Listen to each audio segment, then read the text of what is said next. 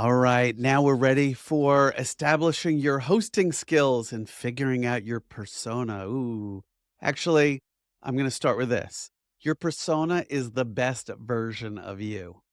That's what it is. We're going to talk more about it in one of the other videos, but let's start with questions that you're going to ask because I know it's on your mind. I know it's a big part of podcasting if you've decided to do the type of podcasting where you're asking somebody else questions. So let's get into questions. And by the way, you might have picked the type where you're just speaking to camera like I am now, in which case then you have to come up with questions for yourself. It's basically like a conversation with yourself. So this exercise is still valuable for you. Okay, so where do we start? Do your homework. So if you're interviewing somebody, you have to learn a little bit about them.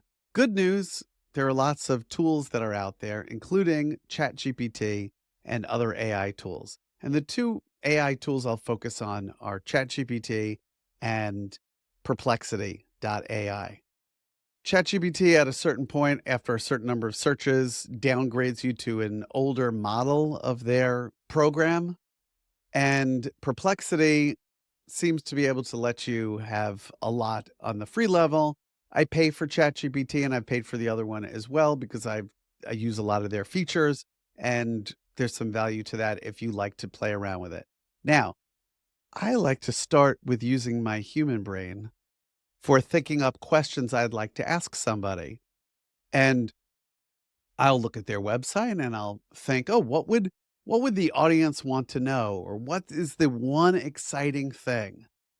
Where is the wow?" That's a big one. I like to even start with, "Where is the wow?" What would make the audience and me say, "Wow, I didn't know that. Tell me more. That's surprising." And I like to start with the most exciting thing because the audience will be thinking, if the rest of it is as exciting as right now, what else must there be? And you're raising the bar for yourself. So this is all the starting place. Now, I did bring up the AI outlets, and you can go over to ChatGPT or Perplexity, and you can say, as much as you can add in there, you can say, "I'm interviewing this person. This is the name of their website." You put the URL. These are some other things that I know about them. This is about how long I'll be interviewing them. This is probably the angle. Give me 25 questions that I could ask them. You can say, "What do you think the most surprising thing is?"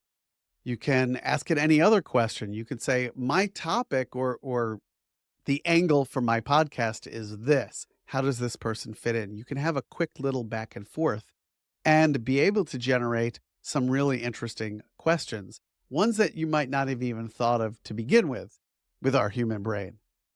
I had a client who, on the training side of what I do, who was a Nickelodeon TV star. So I haven't seen all the Nickelodeon shows. So I put it into ChatGPT and it gave me a number of questions related to what's happening in the Nickelodeon universe.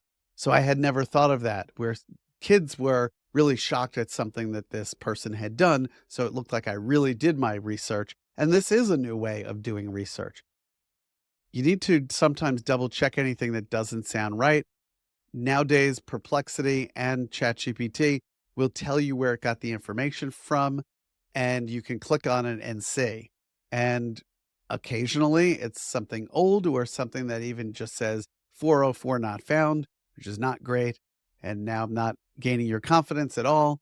But this is a great starting place as far as coming up with questions. And then once you have some of those going and you're interviewing that person, you can get a little bit of a flow going. Ideally, you're not, staring at your questions. If it's on webcam, you can put it up on your screen over here. You could print it out and put it up. That will take up less of, multiple screen things happening.